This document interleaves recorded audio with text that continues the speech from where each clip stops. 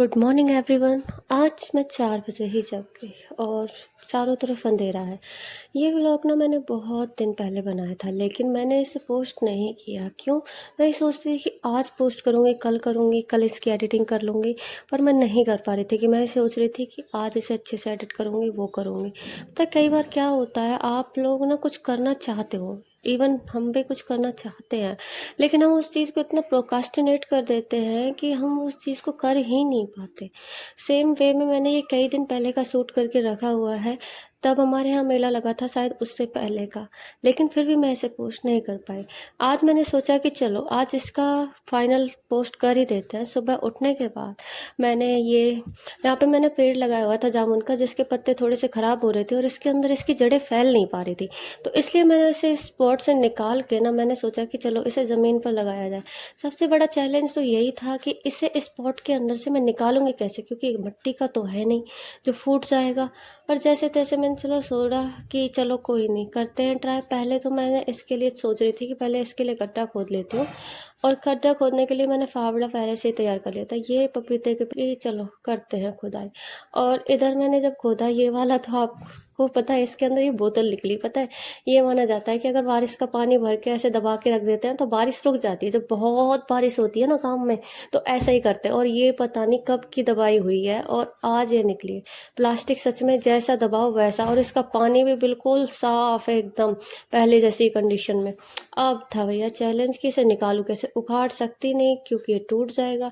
मैंने क्या किया, इसकी साइड साइड से अपने हाथों से मिट्टी को खोदना शुरू किया, कि और जैसे कि इसके अंदर से ना मिट्टी निकल जाए, और मिट्टी निकाल के साइड से, और मैंने इसे यहाँ पे प्लांट कर दिया। मैंने देखा कि जड़ें इसकी भी, पपीते की भी निकल चुकी हैं, जो कि सही नहीं है। इसलिए मैंने सोचा इसे मिट्टी से दबा देती हूँ ताकि ये जड़ें खराब ना हो। मिट्टी से इन्हें दबाने के बाद मैंने इन्हें अच्छे से टैप टैप करके उसके ऊपर मिट्टी लगाई, जो कि मैंने बहुत सही से अपना ये पपीता का पेड़ तैयार करके धर दिया। एंड ये देखो जामुन का पेड़। यहाँ पे कुछ करेले की बेल लगी हुई थी। मैंने सोचा कि यहाँ पे तो ये जब भी टूट जानी है, तो कुछ को यहाँ पे छोड़ देती हूँ, बाकियों को अपने साथ ले जाके अपने ऊपर वाले गार्डन में ले जाके इन्हें लगा दूंगी, जो कि मैंने एक एक करके यहाँ से उखाड़ ली थी। 3 बेल मैंने टोटल इसमें से निकाली थी, जिन्हें मैं ले जाके अपने ऊपर टेरेस गार्डन या फिर कुछ भी कह लो, जहाँ पे मैंने वैक्स तैयार करके रखे हुए हैं, वहाँ लगाने वाली थी। ये मैंने इन्हें निकाल लिया। ये बहुत छोटी छोटी सी क्यूट सी लग रही थी।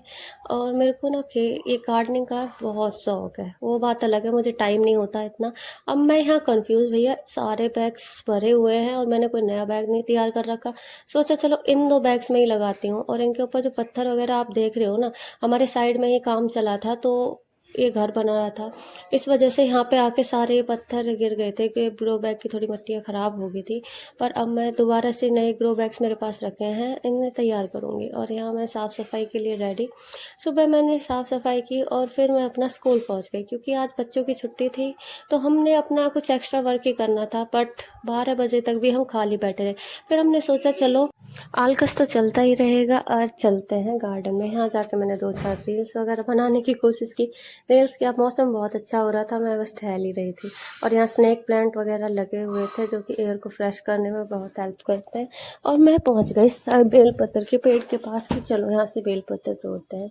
और ये देखो, ये पता नहीं किस चीज़ का पेड़ है, पर काफ़ी सुंदर इसके अंदर फ्लावर हो रहे थे। ये मैं हमारे साथ थी, यहाँ पे बेलपत्र तोड़ रहे थे। और यहाँ पे देखो ये कितना प्यारा सा फ्लावर है। मैंने एक एक करके सभी फ्लावर्स को देखा, और मेरी आदत है, मेरे को फ्लावर्स बहुत पसंद है। और यहाँ मैं अपने रूम में आ गई, सोचा चलो खाना खाते हैं। खाना खाया, उसके बाद थोड़ा बहुत जो काम था, फाइल वर्क था, वो निपटाया। क्योंकि और भाई सबसे बड़ी बात तो ये थी कि इस दिन हमारे घर में निकला कछुआ।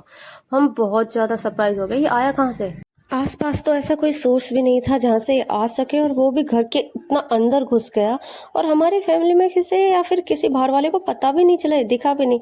फिर सोचा कि इसको तो बढ़िया तरह से रेस्क्यू करना पड़ेगा, अदरवाइज तो ये मर जाएगा। हमने इसे जैसे तैसे इस पन्ने में रखा, और रखने के बाद हम चले गए नहर पे। और वहाँ जब हम इन्हें फेंकने जा रहे थे, हमने देखा था कि वहाँ पे 2-3 सांप थे। तो मैंने अपने भाई से मना किया कि वहाँ मत फेंक, एक काम कर दूसरी साइड आ जा, यहाँ से इसे डाल दे। लेकिन उसने एकदम से इसे पानी के अंदर, हमें सोचे थे यहाँ से निकालेंगे, वहां से निकालेंगे। सांपों को देख के तो हम डर गए थे, तो हमने इसे ऊपर से ही पानी में डाल दिया। पानी में जाने के बाद भाई ये ऊपर नहीं उठ के आया। मैंने घनी देर तक वेट किया कि शायद ऊपर आ जाए, बट ये नहीं आया, वहीं सांस से भरते रहा। इस नहर के अंदर बहुत सारे सांप मछलियाँ वगैरह भरी हुई थी, तो हमने सोचा चलो भैया अब घर चलते हैं। हम इससे रेस्क्यू करने की इतनी जल्दी में थे कि हम तीनों भाई बहनों ने चप्पल तक भी नहीं पहनी और उसे रेस्क्यू करने के लिए आ गए। कुछ ज़्यादा ही उतावले हम हो चुके थे। और यहाँ मैं दोबारा से तैयार हो गई बाज़ार जाने के लिए। नहा धोने के बाद पूजा पाठ करने के लिए मैं रेडी थी। मैंने कहा पूजा करते हैं तभी जाएंगे, कि फिर मैं क्या पता कितना टाइम लगे बाज़ार से वापस आने में। जाके पूजा की। पूजा करने के बाद मैं निकल गई बाज़ार के लिए और ये हवा चल रही थी। मैंने कहा सही है, इस हवा में मेरे बाल भी सही से सूख जाएंगे। और ये कितना अच्छा मौसम हो रहा था। फिर से हम उसी नहर पर आ गए और ये देखिए रास्ते हमारे यहाँ की टूटी हुई है। शॉपिंग करके जो भी सामान खरीदा, कुछ खाने पीने का, कुछ फल फ्रूट खरीदे और मैं आ गई अपने घर।